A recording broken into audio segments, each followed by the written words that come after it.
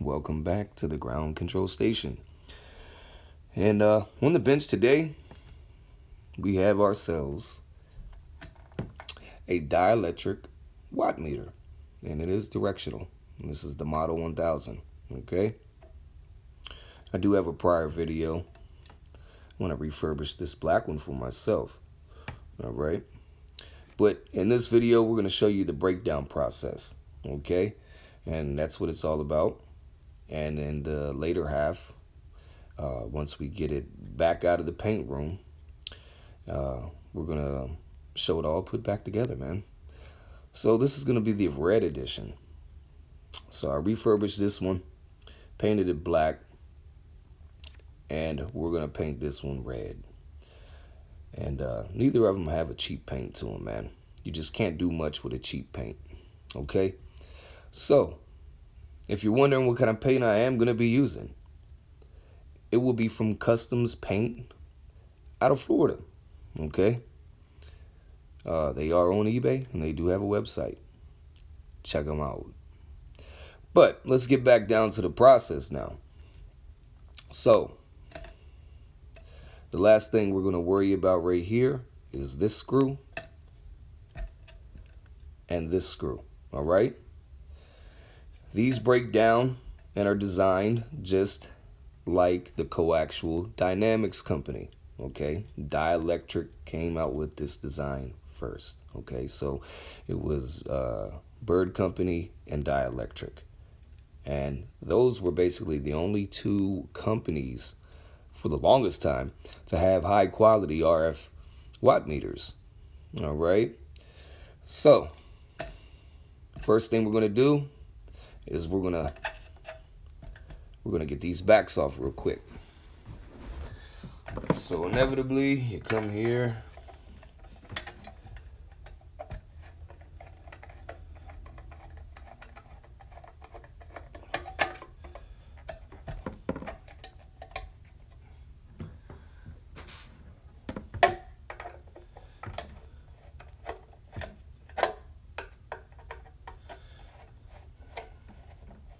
Nobody misses a straight screw and a straight screwdriver. I tell you, God bless Phillips. God bless Phillips Design. Oh man,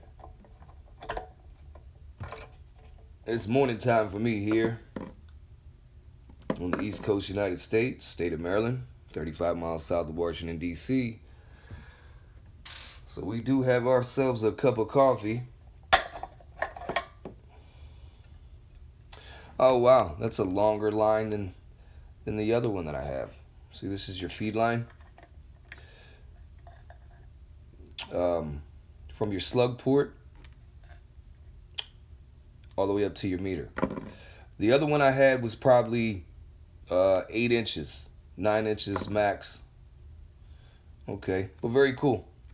All right, so we're going to get rid of this. Okay, we're going to put this to the side. Actually, we're going to unscrew this BS.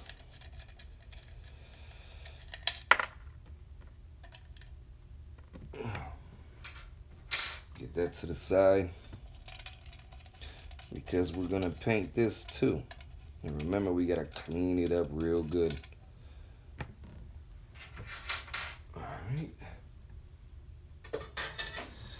Okay, so your next step will be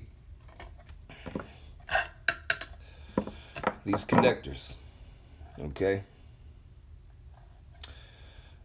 If you want to avoid using adapters, you're going to have to find yourself some SO239 QC models, okay, QC. Let me see if I can find. All right, there they are.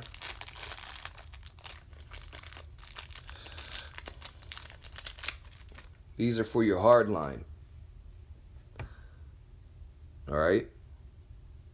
It's a male pin. Brand new.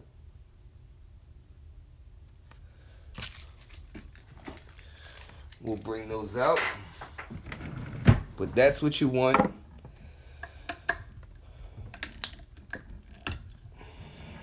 for your new connectors, QC models. Okay, so SO239 QC model. A regular SO239 will not work, and I'm going to show you why. And the reason why I say take the meter out last is because we usually always have enough feed line here. When we pull out the hard line, your slug port, we're going to pull that out. We usually have enough coax here to pull it out and disconnect it. Okay, so there's a small connector down here that disconnects your slug port from your meter.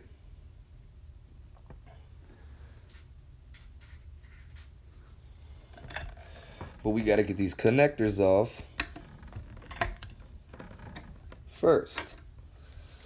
And you know, some of you guys might want to fast forward through all of this, and you know, that's fine. I understand. Some people already know how to do this. Some people just don't care about breaking things down like this. Some people don't even use watt meters like this. They're still sticking to the MFJs and you know, all that stuff, which is, that's fine, no big deal. They're not so inaccurate like all these mud ducks on social media scream about. Oh, you don't have a bird meter, you don't know what the fuck you're looking at. Well, I can tell you what. Now see, here's your pin. Now, the reason why you need the QC model is your pin needs to fit in there. This is the insulator, okay? And that's your hard line right in that hole, okay? So what we're going to do is the same process on this side. And don't worry if the insulator comes out with your connector, all right?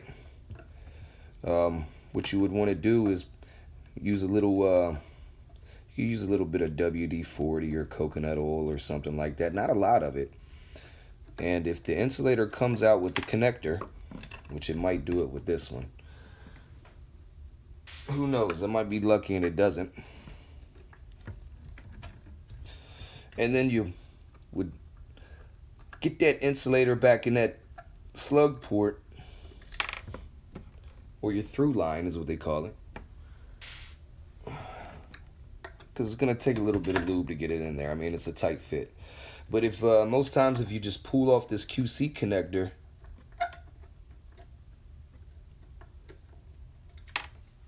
easy, take your time with it, the insulator should not come out with it.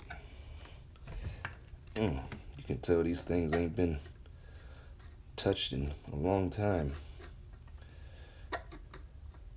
I tell you, I like Dielectric.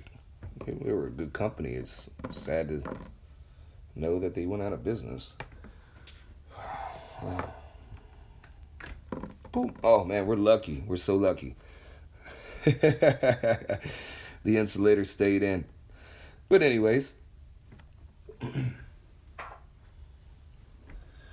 we don't use these. And I'll be damned if I use adapters. Okay? If I use an adapter,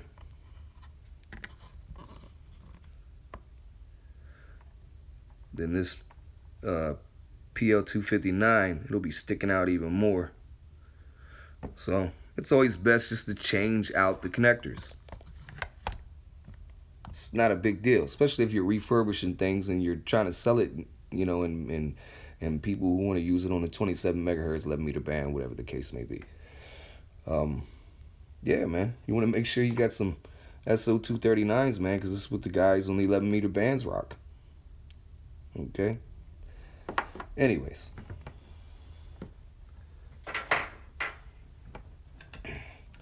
Your next step is your 2 screws here, okay?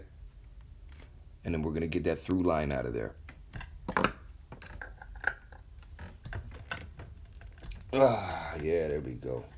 Them things ain't been moved in years. Now, these screws are different than all the other ones. But Jesus. These screws are different than all the other ones we just unscrewed. So you're going to take these two, which are for your through line mount, and you're going to put these to the side somewhere else other than the other screws, okay? Just so you're not sitting here confused, wondering why these screws don't fit anywhere else, all right? This is specifically for the mount of the through line, so put these somewhere else other than with the other bunch of screws that you just got done doing. So, now,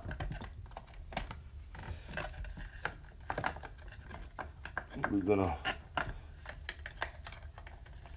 pull the coax out.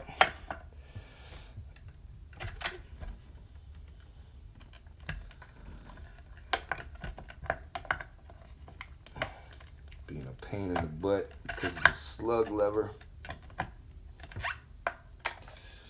right here.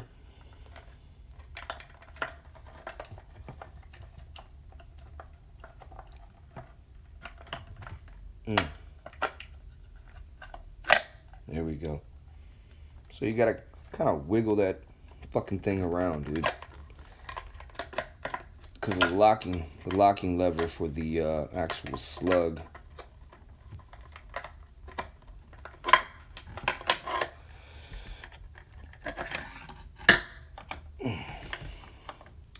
The bottom of your through line. I don't know if I'll be able to get that. Jesus Christ.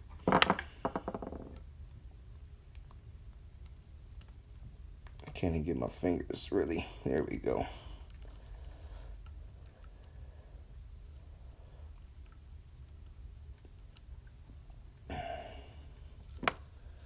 There you go.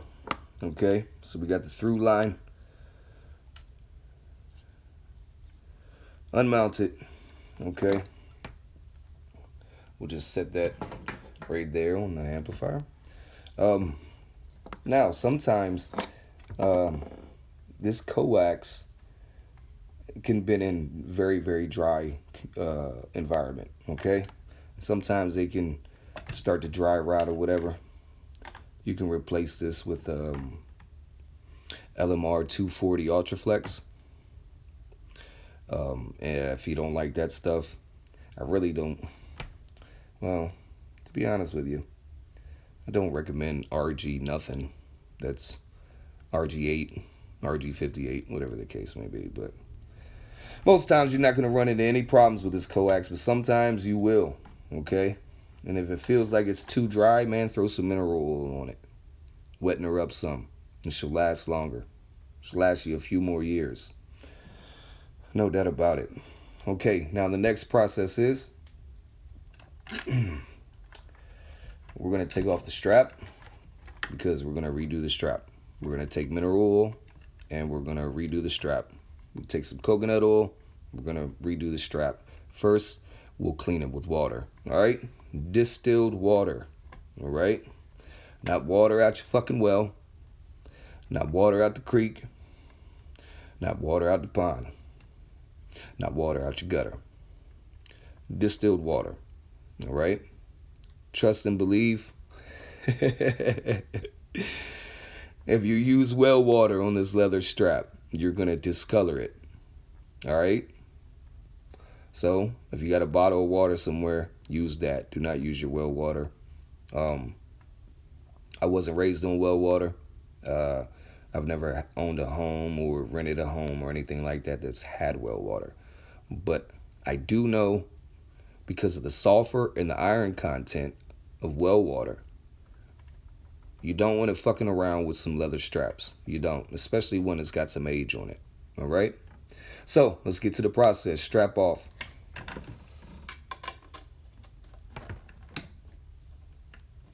And what we'll do here when we put the strap back on is we'll add some fucking nice little washers on it.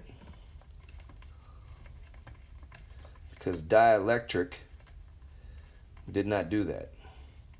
And most times, when you have people who've owned it, or it's been abused and used, this is cut, cracked, whatever the case may be.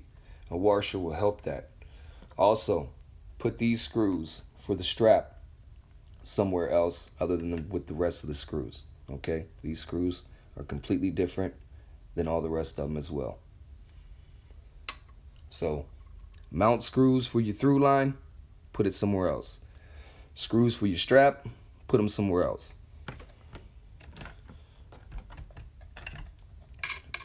And it's just making things easier on yourself. That's all it is. If you work smarter, you don't have to work harder.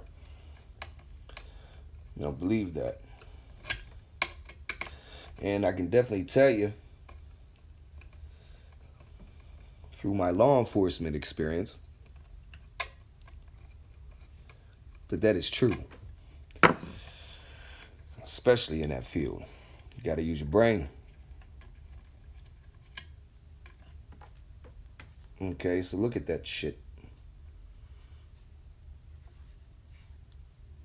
See, we can throw some light on it real quick.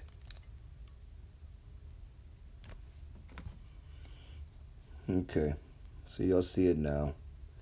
It'll be a lot prettier once I get done with it. All right. Now, we got that to the side. We got it all broken down. Last thing you want to do is pull out the meter. Okay? We're not going to fuck with these. All right? We're going to pull the whole module out. And that's with that screw. And that's with that screw. Now, you can go about the process any way you want it. But to tell you the truth, if you stick to my procedure, it's going to be a little bit easier on you. As you can see, just in 10 minutes while I'm shooting this shit with you guys, that I've dismounted, or dismantled, I should say, this entire meter. We're going to put that up because these two screws as well, and we're going to hold this, see if we can't pop it loose and hold the meter, because these two screws are very different than all the other ones as well. And you don't want to be sitting here taking time figuring out which screws go where. Okay? Time is money, time is of the essence, and time doesn't stop for nobody.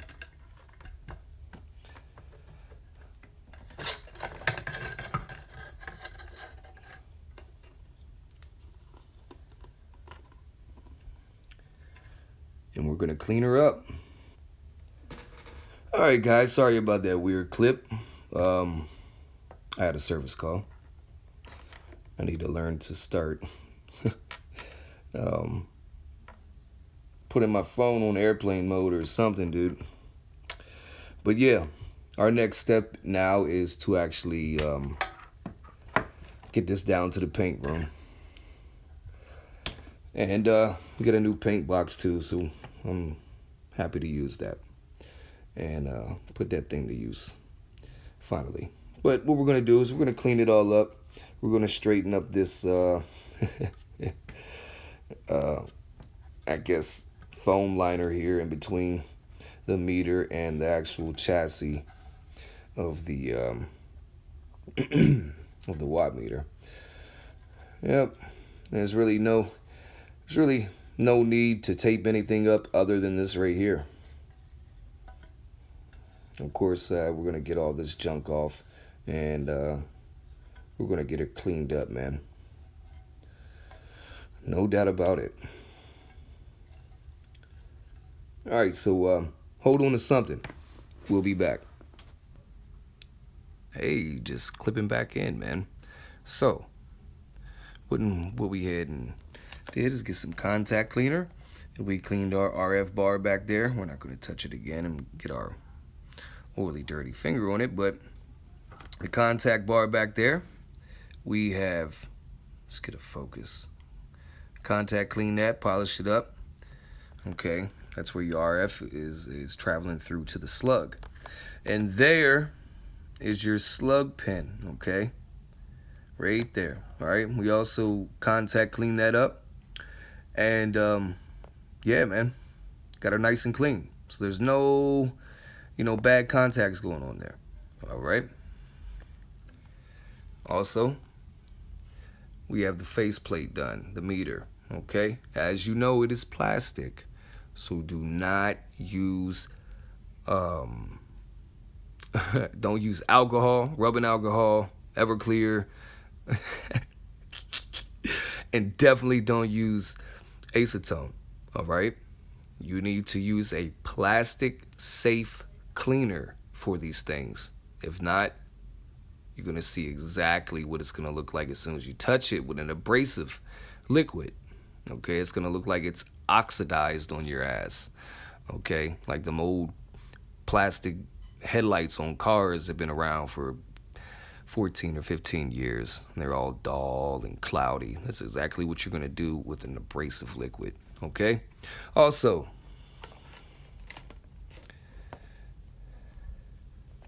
we got ourselves a nice little impedance piece here on the coax. We're not going to change out the coax or anything like that. Okay? So, we have a small mix 43 snap-on ferrite. Alright? So we can get some impedance on that coax line and no common mode current, and it definitely won't act as a radiator. Or what you call an antenna. Okay? Another thing is the strap. She's drying up after she's been moisturized with mineral oil. Okay.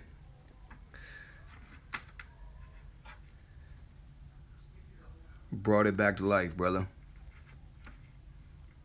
No doubt about it.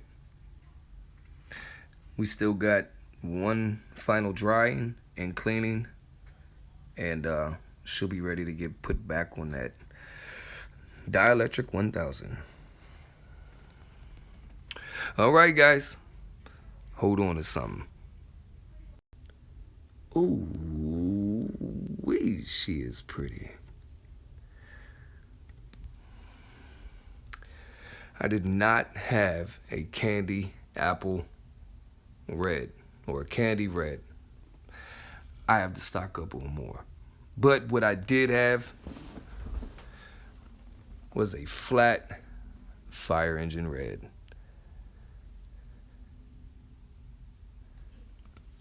SO239s.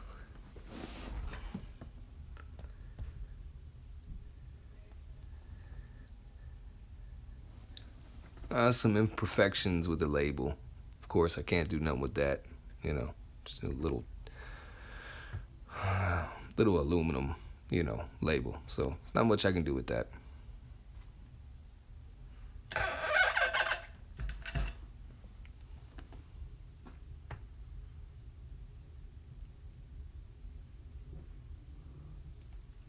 Look at that strap. Look how clean that strap came out, man. Got some life back up in her. No doubt about it.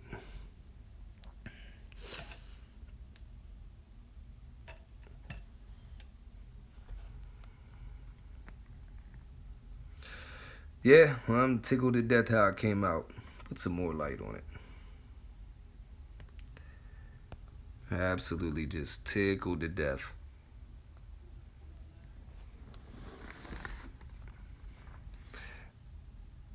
Oh, man. Absolutely beautiful. We'll flip her around one more time. And basically, this is not for me. So this isn't staying with me. This will be for sale. But she is refurbished. She's all cleaned up.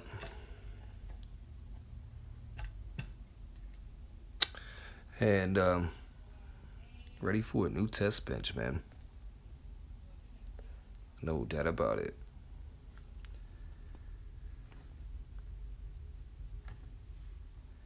All right, guys. Well, I think this about wraps it up, man. You see the work, and yeah, I'd have to say I'm a bad motherfucking white boy. Oh, man. Thanks for hanging in with me, clipping through this process. But yeah, man. Dielectric Model 1000A. 204 ground control. Black Ops technology. And we just got down